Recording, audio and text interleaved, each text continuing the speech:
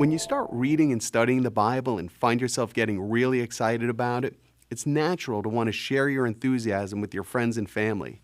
It's important, though, to establish where they're at in their walk with the Lord, if they are walking with the Lord, because you don't want to feed meat to somebody who's still on the milk.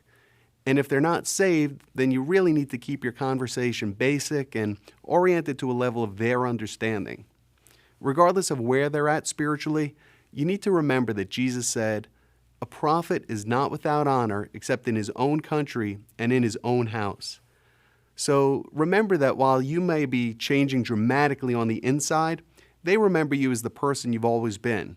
While it might seem like a good thing to be bubbling over with excitement, and it is, remember that if they haven't had the experience you've had, then they're not going to feel the way you feel. It's certainly up to you to make the final decision on the best way to present the gospel to your friends and family, but I'd ask you to strongly consider that you come from a place where they're most likely to receive it. Even when you're just sharing your enthusiasm or a particular study with a saved family member, be sure that your heart's in the right place. 1 Corinthians says, "We know that we all have knowledge. Knowledge puffs up, but charity edifies." You need to be prepared for the varied responses.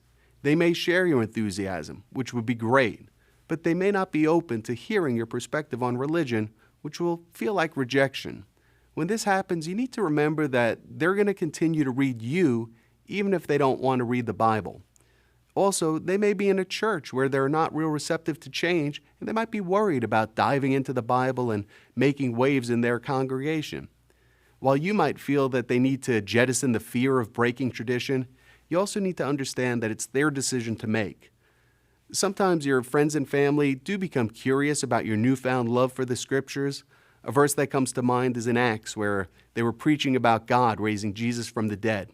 When they heard of the resurrection of the dead, some mocked, and others said, "We will hear thee again of this matter."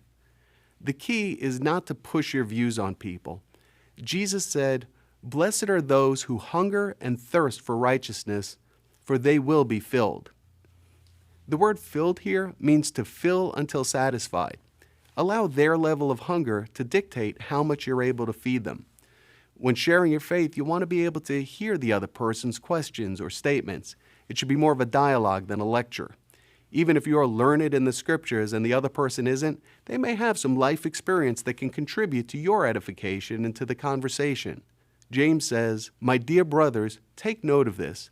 Everyone should be quick to listen, slow to speak, and slow to become angry. For man's anger does not bring about the righteous life that God desires." In addition to being quick to listen and slow to speak, it's also very important to be slow to anger. It's easy for us to get on our spiritual high horse and get indignant, and we'll usually use Jesus' confrontations with the spiritual leaders of his day to justify it. But to keep it real, let's remember that he was Jesus and he knew the hearts of all men better than they usually knew themselves. If you find yourself getting angry or upset, try to look for common ground with the person you're speaking with. Remember that they have a right to be wrong, and your responsibility is to share the truth in a way that's winning. After that, you're not responsible for the results. One way to stay humble is to remember that no one has 100% right doctrine on every issue. But if we knew where we were wrong, we'd change it, right? But since we know that we're not 100% right, and we don't know where that 1% wrong may be, that should keep us humble. Maybe that point that we're so feverishly arguing about is it. Maybe it's not, but you don't know. So just share your understanding of the Scriptures to the best of your ability, and then let God do the rest.